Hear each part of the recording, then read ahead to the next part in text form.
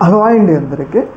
రీసెంట్గా 2 తెలుగు రాష్ట్రాల్లో ఒక విషయం అనేది బాగా చర్చనీయాంశం అవుతుంది. ఆ విషయం ఏంటి అంటే, మంత్రి నారా లోకేష్ అలాగే బీఆర్ఎస్ పార్టీ వర్కింగ్ ప్రెసిడెంట్ వీళ్ళిద్దరూ కూడా హైదరాబాద్లో సీక్రెట్గా మీట్ అయ్యారు అన్న చర్చ అనేది చాలా పెద్ద ఎత్తున నడుస్తూ ఉంది.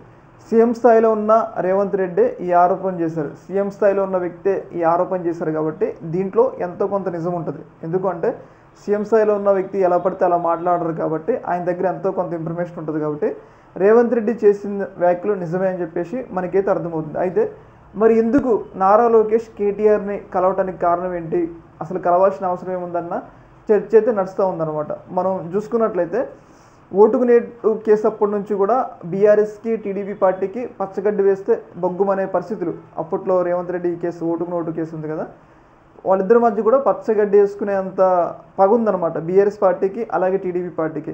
మనం చూసుకున్నట్లయితే బీఆర్ఎస్ పార్టీ జగన్మోహన్ రెడ్డిని ఎక్కువ సపోర్ట్ చేస్తుంది, ఇక్కడున్న కాంగ్రెస్ పార్టీ టీడీపీని ఎక్కువ సపోర్ట్ చేస్తుంది. అయితే అలాంటి సందర్భంలో ఎందుకు మరి వీళ్ళిద్దరు కలిసారన్న చర్చ అనేది చాలా పెద్ద ఎత్తున నడుస్తూ ఉందన్నమాట. అయితే దీని మీద మనకు వస్తున్న సమాచారం ఏంటి అంటే ఇది నిజమని కాదు, దీని మీద వస్తున్న సమాచారం ఏంటి అంటే, మనకి జూబ్లీ హిల్స్లో రీసెంట్గా ఒక వ్యక్తి అంటే ఎమ్మెల్యే క్యాండిడేట్ చనిపోయారు కదా, మాగంటి సంథింగ్ ఆయన పేరు ఇది ఉండే, ఆయన చనిపోవడం ఏం జరిగింది కదా.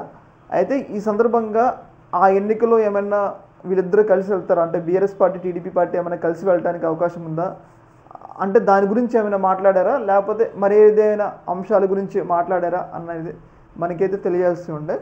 అయితే ఏదేమైనా కానీ వీళ్ళిద్దరూ కలుసుకోవడం అనేది, అది కూడా రహస్యంగా మీట్ కావడం అనేది చాలా ఆసక్తి అయితే నెలకొని ఉంది. సీఎం స్థాయి వ్యక్తి ఆరోపణ చేశారు కాబట్టి సంథింగ్ దీంట్లో ఏదో ఉంది అన్నైతే మనకైతే తెలుస్తూ ఉందన్నమాట. ఈ యొక్క అంశంలో మీ యొక్క అభిప్రాయం కింద కామెంట్లు తెలియజేయండి. ఓకే మరి.